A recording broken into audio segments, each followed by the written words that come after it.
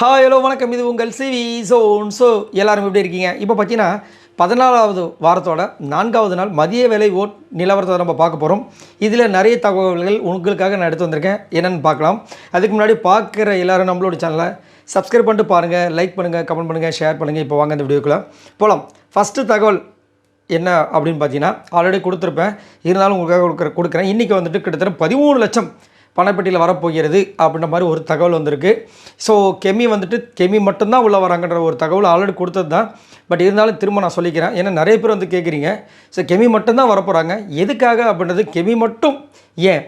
ஏன்னா இன்னும் பார்த்தீங்கன்னா கிட்டத்தட்ட 6-7 பேர் வெளியில் வெயிட்டிங்கில் இருக்காங்க. அவங்களாம் வரணும்னு சொல்லிட்டு எதிர்பார்க்கப்பட்ட நிலையில் இன்னுமே வந்துட்டு கெமியை மட்டும் அலோவ் பண்ணுறாங்கன்னா சம்திங் இந்த அந்த பணப்பெட்டியில் நடக்க போகுது அப்படின்ற மாதிரி தோணுது. இன்னொரு பக்கம் பார்த்திங்கன்னா பணப்பெட்டியை வந்துட்டு 4 பேர் எடுக்கவே மாட்டோன்ற மாதிரி முடிவு பண்ணிட்டாங்க. கானாவினர், சபரி, அரோரா, திவ்யா, இதான் அவங்க முடிவுன்ற மாதிரி பேசிட்டாங்க போல இருக்கு இன்றைக்கி. ஸோ அப்படின்னு இருக்கும்போது விக்ரம் வந்துட்டு 18 லட்சம், எப்படி 18 லட்சம் வந்தால் எடுக்கிறன்ற மாதிரி ஒரு தகவலும், சாண்ட்ரா வந்து எவ்வளோ வந்தாலும் சரி பிக் பாஸ் சொன்னோன்னு எடுக்க போகிறன்ற மாதிரி ஒரு முடிவிலும் இருக்கிறதா வந்துட்டு தகவல் வந்துட்டுருக்கு. ஸோ இதை பற்றி நீங்கள் என்ன நினைக்கிறீங்க? அதுக்கப்புறம் பார்த்தீங்கன்னா விஜய் பார்வதி கமருதனை பற்றி நியூஸ் சொல்லுங்கன்னு சொல்கிறீங்க. நிறைய ரூமர்ஸ்லாம் போயிட்டு தான் இருக்குது, நம்மளும் பார்த்துட்டு தான் இருக்கும். பட் நம்ம வந்து அந்த மாதிரி போட்டால் நல்லா இருக்காது. நீங்களும் வந்து ஏக்கத்தில் இருக்கீங்க, ஒரு சோகத்தில் இருக்கும்போது நம்ம வந்து அதை வந்து வியாபாரமாக யூஸ் பண்ண வேண்டாம். எனக்கு இதில் போட பெருசாக உடன்பாடு இல்லை. ஏன்னா நானும் பார்த்துட்டேன், ஒரு 2-3 சேனலில் வந்து தொடர்ச்சியாக போட்டுட்டு தான் இருக்காங்க. பட் அதை நம்ம என்னென்னு பேசுகிறதுன்னு எனக்கு தெரியல. அதனால தான். ஸோ ஆனாலும் வந்து ஒரு விஷயம் வந்து நடந்துச்சு. என்னென்னா ஒரு டவுட் மட்டும் இருக்குது. போன வாட்டி பிரதீப்க்கு வந்து ரெக்கார்ட் கொடுக்கும்போது அவங்களுக்கு வந்து கால் போனதாக வந்து பிரதீப்பே சொல்லியிருந்தார். திரும்ப வந்து வர்றதுக்காக, அது ஷோக்காகவா இல்லை அந்த ஸ்டேஜுக்காகவான்னு தெரியாது. ஆனால் அவர் சொன்னார். அதே மாதிரி ஒரு விஷயம் கமருதீன் பார்வதிக்கும் நடக்குமா அப்படின்னு ஒரு பெரிய எதிர்பார்ப்பு இருக்குது. அந்த மாதிரி நடந்தால் செம்ம மாசாக இருக்கும். நான் ரொம்ப மிஸ் பண்ணுறேன். நீங்கள் உங்களோட கருத்தை சொல்லுங்கள், சரிங்களா? இப்போ வாங்க அந்த அனாலிசிஸ் வீடியோக்குள்ளே போகலாம். ஃபர்ஸ்ட் பிளேஸில் யார் இருக்கா அப்படி பற்றி எனக்கு ரொம்ப கவனம் வந்துருக்காங்க. இவங்க எவ்வளோ ஓட்ஸ் வாங்கியிருக்காங்க அப்படி பற்றினா 1,99,693 ஓட்ஸ் வாங்கியிருக்காங்க. ஓட்டிங் பர்சன்டேஜ் பற்றினா 48.9. அப்பா வாவ்! ஏங்க கிட்டத்தட்ட 2 லட்சம் ஓட்டுங்க. எப்படி கிடைக்கும் யோசிச்சு பாருங்கள், எவ்வளோ பெரிய ஒரு ஆப்பர்ச்சுனிட்டி. இதைத்தான் நான் சொல்கிறேன். அதாவது இந்த பிக் பாஸ் வீட்டுக்குள்ளே எல்லாமே நடக்கும், சண்டைகள் நடக்கும். ஏன்னா முன்னாடி நடக்காத சண்டையாக இப்போ நடக்குது. ஆனால் நம்ம இப்போ எவ்வளோ கான்ஷியஸாக இருக்கணுன்றதான் வினோத் வந்து புரிஞ்சுக்கணும். இன்றைக்கி வந்து அவர் வந்து பண்ணி வாயின்னு சொல்லிட்டு யார் வினோத்தை வந்துட்டு திவாகர் கலாய்க்கிறார். அவர் அதுக்கு முன்னாடி என்ன சொல்கிறாரு, உன் பேண்ட்டு கீழே இறங்கிச்சு பாருன்றார். இதுதான் இப்படி வர்றது. நம்ம என்ன சொல்கிறோன்னா, ஒரு விஷயம் நம்மளுக்கு வந்து நம்ம வந்து இது மெயின் விஷயம் கிடையாது. நம்மளுக்கு ஃபோக்கஸ் வந்து பார்த்திங்கன்னா டைட்டில் அடித்தா 50 லட்சம். டைட்டில் எவ்வளோ பெரிய விஷயம். அது இப்போ வந்து ஒரு பெரிய ஒரு பாதையை வந்து அமைச்சு கொடுத்துருக்காங்க.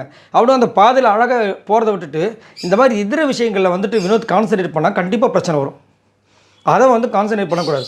ஆமாம், அவர் பண்ணுறது ட்ரிகராக இருந்தாலும் சரி, அவர் பேசுகிற வார்த்தைகள் இருந்தாலும் சரி, மக்கள் பார்த்துட்ருக்காங்க.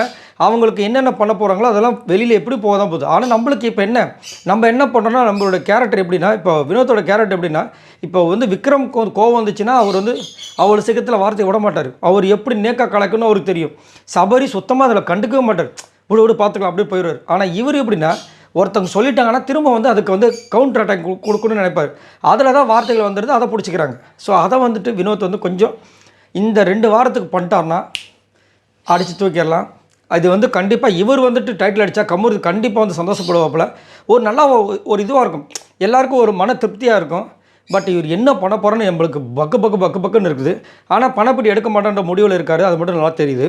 2வது பிளேஸ் பார்த்தீங்கன்னா திவ்யா இருக்காங்க. இவங்க எவ்வளோ ஓட்ஸ் வாங்கியிருக்காங்க அப்படி பார்த்தீங்கன்னா 83,366 ஓட்ஸ் வாங்கியிருக்காங்க. ஓட்டிங் பர்சன்டேஜ் பார்த்தீங்கன்னா 20.42. ஸோ திவ்யா காலையில் வந்து ஒரு பஞ்சாயத்து தலைவராக ஆகிட்டாங்க. ஏன்னா வியானாக்கு வந்து திவ்யா கிட்ட செட் ஆகிடுச்சு. ஆனால் மற்றவங்க எல்லாருமே வந்துட்டு செட் ஆகலை. இது வந்து திவ்யா தான் வந்துட்டு, அதாவது திவ்யா மூலமாக வியானா வந்து இந்த பிரச்சனையை ஆரம்பிக்க திவ்யா வந்து என்ன சொல்கிறாங்க, என்கிட்ட வந்து வியானா வந்து பழகிற மாதிரி உங்கள் கிட்டலாம் வந்து பழக முடியலன்னு சொல்லிட்டு ரொம்ப ஃபீல் பண்ணுறா. அதே மாதிரி அந்த கிச்சனில் வந்தால் நீங்கள் எல்லோரும் ஒரு மாதிரி பார்க்குற மாதிரி ட்ரீட் பண்ணுற மாதிரி அவளுக்கு தோணுது. அப்படின்னும் போது எல்லோரும் என்ன பண்ணுறாங்க, நீங்களும் அந்த 6 பேராக தான் இருக்கீங்கன்னு சொல்லிட்டு இவங்களை வந்து டார்கெட் பண்ணுற விஷயங்கள்லாம் வருது, சரிங்களா? அது மட்டும் இல்லாமல் ஏங்க நீங்கள் திவ்யாவை பற்றி பேசுகிறீங்கன்னு சொல்லிட்டு ஒரு சில பேர் சொல்கிறாங்க. ஏங்க அதே பார்வதி பற்றி வந்து ஒரு சில பேர் பேசிகிட்டு இருக்காங்க, அங்கே போய் கேளுங்க. திவ்யா என்ன பண்ணுறாங்க அதை நம்ம பேசிகிட்டு இருக்கோம். இது ஏன் அப்படி? எனக்கு இன்னொரு ஒரு வருத்தம் என்னென்னா, ஒரு பொண்ணு வந்து ரெட் கார்டு வாங்கி வெளியே போகிறாங்க, நீ வெளியே போடி அப்படின்றாங்க. இப்போ ஒரு ரீல்ஸ் ஒன்று பார்த்தேன்.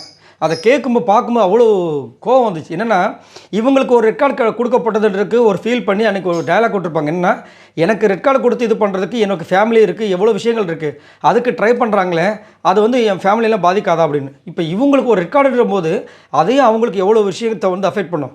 அந்த நேரத்தில் நீங்கள் வந்து வெளியே போடி அப்படின்னு சொல்கிறது எவ்வளோ ஒரு கொடுமையாக இருக்கும். அந்த பர்சனுக்கு எவ்வளோ வலிச்சிருக்கும். கடைசி வரைக்கும் வந்து அங்கே போகவே இல்லை. அதான் அவங்க போனதுக்கப்புறமா கூப்பிட்டு இந்த பொண்ணுக்கிட்டேருந்து இதை வந்து கட் பண்ணிவிடு, இதை கட் பண்ணிவிடு, அந்த பொண்ணுன்னு கூட சொல்ல, வெளியில் போனால் இதை கட் பண்ணிவிடு அப்படின்ற நீங்கள் வந்து சொல்கிறீங்கன்னா எவ்வளோ வன்மத்தில் சொல்லுவீங்க. ஆனால் நாங்கள் வந்து எதுவுமே பேசக்கூடாது. என்னங்க நியாயன்ற மாதிரி இருக்குது. திவ்யாவை பற்றி என்ன நினைக்கிறீங்கன்றதை மறக்காமல் கீழே கமெண்ட்ஸ் பண்ணுங்கள். மூணாவது பிளேஸ் பார்த்தீங்கன்னா சபரி இருக்காங்க. இவங்க எவ்வளோ ஓட்ஸ் வாங்கியிருக்காங்க அப்படி பார்த்தீங்கன்னா 61,268 ஓட்ஸ் வாங்கியிருக்காங்க. ஓட்டிங் பர்சன்டேஜ் பார்த்தீங்கன்னா 15. சிட்டிக்கு கோவம் வந்துச்சுன்ற மாதிரி வந்துட்டு நேற்று திடீர்னு செம்மையாக கோவப்படுறாரு சபரி. கோவமே தேவையில்லை. ஏன்னா இது வரைக்கும் எப்படி அவரோட கேரக்டர் மெயின்டைன் பண்ணாரோ அதைவே மெயின்டைன் பண்ணுறது பெஸ்ட்டு. ஏன்னா அவருக்குமே நல்ல ஒரு வாய்ப்பு இருக்குது. நிறைய பேர் வந்து சொல்கிற விஷயங்கள் என்னென்னா ஒன்று காணவனத்தில் சபரிக்கு தான் இந்த டைட்டில் கிடைக்கும் அப்படின்ற மாதிரி ஒரு கருத்தை வந்துட்டு வைக்கிறாங்க. ஆனால் சபரி மேலே இப்போ வந்து ஒரு பெரிய ஒரு விஷயம் என்ன போயிட்டுருக்குன்னா சோசியல் மீடியா ஃபுல்லாக பார்த்தீங்கன்னா இவங்களுக்கு ரெட் கார்டு கொடுத்தீங்களே அதே இதை வந்துட்டு சபரி பண்ணும்போது ஏன் சபரிக்கு அந்த ரெட் கார்டு கொடுக்கல, அப்போ வந்து திட்டி வந்து வெறும் எல்லா கார்டு கூட கொடுக்காம அப்படியே வந்து பேசி அதை வந்துட்டு அப்படியே முடிச்சு விட்டீங்க. இங்கே மட்டும் ஏன் இந்த மாதிரி பண்ணீங்கன்னு சொல்லிட்டு அவருக்கு இது தெரியுமா தெரியாதா கூட தெரியாது. ஆனால் சபரி பற்றி வெளியே வந்து அவ்வளோ விஷயங்கள் போயிட்டுருக்கு. பட் இருந்தாலும் நேற்று வந்து வியானா வந்து மிக்சர் அப்படி சொன்ன வார்த்தை அது வந்து பயங்கரமாக வந்து ஹர்ட் பண்ணிருச்சு. நிறைய இடங்களை வந்து அதை சொல்லிகிட்டே இருந்தார். நான் இதை அச்சீவ் பண்ணியிருக்கேன், அதை அச்சீவ் பண்ணியிருக்கேன்னு சொல்லிட்டு வியானாவே ஒரு கவுண்டர் அட்டாக் கொடுத்தார். என்னென்னா நீ மிக்சர் மட்டும் நான் மிக்சர் மட்டும் இந்த வீட்டில் சாப்பிடல, நீ செஞ்ச கேசரி சேர்த்து சாப்பிட்டேன் அப்படின்னு சொல்லி பேசிகிட்டு இருந்தார். சபரியை பற்றி என்ன நினைக்கிறீங்கன்றதை சொல்லுங்கள். நாலாவது பிளேஸ் பார்த்தீங்கன்னா விக்ரம் இருக்காங்க. இவங்க எவ்வளோ ஓட்ஸ் வாங்கியிருக்காங்க அப்படி பார்த்தீங்கன்னா 39,765 ஓட்ஸ் வாங்கியிருக்காங்க. ஓட்டிங் பர்சன்டேஜ் பார்த்தீங்கன்னா 9.74. விக்ரம் மாதிரி உண்மையிலே ஒரு சரியான கேமர் யாருமே கிடையாதுங்க. ஏன்னா நீங்கள் நல்லா நோட் பண்ணிங்கன்னா இந்த வாரம் வந்துட்டு சாண்ட்ரா விடாமல் வந்து கூடயே இருந்து அவர் பேசிகிட்டு இருக்காரு. எல்லாருக்கும் எப்படி தோணுன்னா பாவம் சாண்ட்ராக்காக இவராவது இருக்காரு அப்படின்னு சாண்ட்ராவோட ரசிகர்களுக்கு தோணும். ஆனால் நம்மளுக்கு என்ன தோணுதுன்னா அவர் சும்மா உட்காரவே மாட்டார், சும்மா பேசவும் மாட்டார் யார்கிட்டையும். அங்கே ஒரு கேம் வச்சுருப்பார். இப்போ எல்லார்கிட்டையும் பேச்சு கொடுத்து பார்த்துட்டாரு. எல்லாருமே பணத்தை எடுக்க மாட்டேன்னு சொல்லிட்டாங்க. ஆனால் எடுப்பேன்னு சொன்ன ஒரே ஒரு ஆள் சாண்ட்ரா மட்டும்தான். ஸோ இப்போது இவங்களை நம்ம கூட வச்சுருந்தா தான் அவங்க வந்து எடுப்பாங்களா எடுக்க மாட்டாங்கன்னு தெரியும். அந்த நேரத்தில் இப்போ ஒரு முடிவு எடுத்தால் தானே நம்மளுக்கு அந்த பணப்பெட்டி கிடைக்கும்ன்றது தான் அவரோட ஸ்கெட்சாக இருக்கும் அப்படின்ற மாதிரி தோணுது. ஏன்னா விக்ரம் சாதாரணமான ஆளு கிடையாது. நான் ஆல்ரெடி சொன்னது தான். அவருடைய கேம் அப்படி இப்படி இருந்தாலும் இந்த பிக் பாஸ் சீசனுக்கு விஜய் பார்வதியை ஒரு பக்கம் வந்து பயங்கரம் புகழ்கிறாங்க இல்லையா, ஒரு 5வது வாரத்துக்கு மேலே விக்ரமும் அவ்வளோ எஃபர்ட்ஸ் போட்டிருக்காரு. அது வந்துட்டு எப்படி போச்சோ அதெல்லாம் இது கிடையாது. ஆனால் அவர் ஒரு வீக்லி டாஸ்க்கு அவர் பண்ண விஷயங்கள் நிறைய சம்பவங்கள் இருக்குது. ஸோ கண்டிப்பாக அதுக்கே நம்ம வந்து விக்ரமை பாராட்டி ஆகணும். இன்னொன்று போகும்போது அந்த விஜய் பார்வதி வந்து கமருதின்னு கலாய்ச்சதை பார்த்தீங்களா, அது கொஞ்சம் தவிர்த்துருக்கலாம். தவிர்த்திருந்தால் இன்னும் கொஞ்சம் நல்லா இருந்திருக்கும். சரி, 5வது பிளேஸ் பார்த்தீங்கன்னா சாண்ட்ரா இருக்காங்க. இவங்க எவ்வளோ ஓட்ஸ் வாங்கியிருக்காங்க அப்படி பார்த்தீங்கன்னா 24,244 ஓட்ஸ் வாங்கியிருக்காங்க. ஓட்டிங் பர்சன்டேஜ் பார்த்தீங்கன்னா 5.94. ஸோ கண்டிப்பாக Sandra as per game Sandra வந்து ஓட்டு கம்மியாக இருக்கிற காரணத்தினால எனக்கு தெரிஞ்சு இந்த வாரம் எவிக்ட் ஆகிறதுக்கு வாய்ப்புகள் இருக்குது. ஸோ அதில் பணப்பெட்டியை எடுத்துகிட்டு போயிட்டாங்கன்னா செம்மையான ஒரு கேமாக இருக்கும். இவ்வளோ தூரம் அவங்க பண்ண விஷயங்களுக்கு அது ஒரு இதுவாக இருக்கும். அதேமாதிரி அவங்களுக்கு ஆல்ரெடி வந்து ஃபினான்ஷியல் நீடுன்ற ஒரு விஷயத்தையும் சொல்லியிருந்தாங்க. ஸோ கண்டிப்பாக ஒரு பயங்கர ட்விஸ்ட்டாக இருக்கும். பட் அதை விட்டாங்கன்னா கஷ்டம். அது வந்து ஏன்னா ஓட்டு கம்மியாக இருக்கிற காரணத்தினால என்ன நடக்க போகுதுன்றது தெரியல. அதே மாதிரி அவங்களும் வந்து சொல்லியிருக்காங்க என்னென்னா நான் எப்போ வந்தாலும் பணத்தை எடுக்கிற மாதிரி முடிவில் தான் இருக்கேன் அப்படின்ட்டு. இவங்க எல்லோரும் மொத்தமாக ஓட்ஸ் இது வரைக்கும் பார்த்தீங்கன்னா 4,08,336 ஓட்ஸ் வாங்கியிருக்காங்க. இதை பற்றி உங்களோட கருத்தில் சொல்லுங்கள். பாய் நண்பர்களே.